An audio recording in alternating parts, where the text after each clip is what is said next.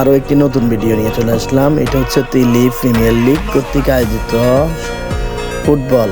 এটা হচ্ছে ফুটবল মাঠ, দেখতেছেন এটা খুবই সুন্দর করেছে। এই যে দেখতেছেন, এটা মিনি বার না, এটা হচ্ছে বড় বারের মধ্যে ছোট, মানে মাঝারি বার।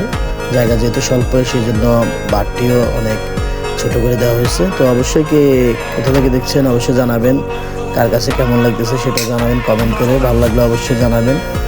আর আপনারা যারা খেলাটি দেখবেন, আগামী শুক্রবার ফাইনাল আপনারা চলে যাবেন ইনশাল্লাহ। আরও দু একটি ভিডিও দেওয়ার চেষ্টা করবো আমার মতো করে। এই যে দেখতেছেন নৃত্য হচ্ছে, এখন নৃত্য দেখবেন, খুবই সুন্দর আকর্ষণীয় ভিডিও। অবশ্যই নৃত্যটি কেমন হয়েছে অবশ্যই জানাবেন। মনে হয় না যে খারাপ লাগবে, আমি তারপরেও আপনাদেরকে দেখানোর চেষ্টা করতেছি, পুরো ভিডিওটাই দেখাবো নাচের। তো অবশ্যই কমেন্ট করে জানাবেন। খুব সুন্দর একটা আয়োজন ছিল।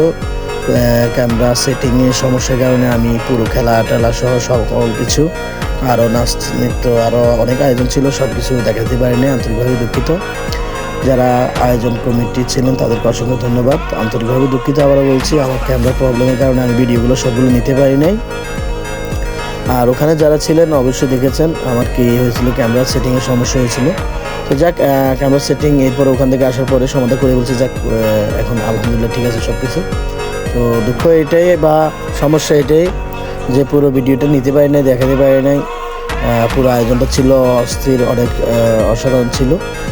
ভিডিওটা ওভাবে করতে পারি নাই, আন্তরিকভাবে দুঃখিত। আবারও বলছি, যারা ওখানে আয়োজক ছিলেন বা যারা খেলোয়াড় ছিলেন, তো ইনশাল্লাহ দোয়া করবেন। চেষ্টা করবো আবার নতুন কোনোভাবে, কোনো সময়, কোনোভাবে না কোনোভাবে আপনাদেরকে তুলে ধরার জন্য।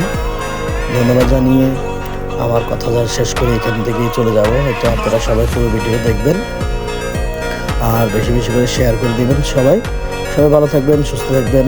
আল্লাহ হাফেজ। নতুন কোনো ভিডিওতে দেখা হবে। আর আপনাদের কাছে আবারও বলতেছি, পুরো ভিডিওটা দেখবেন সবাই।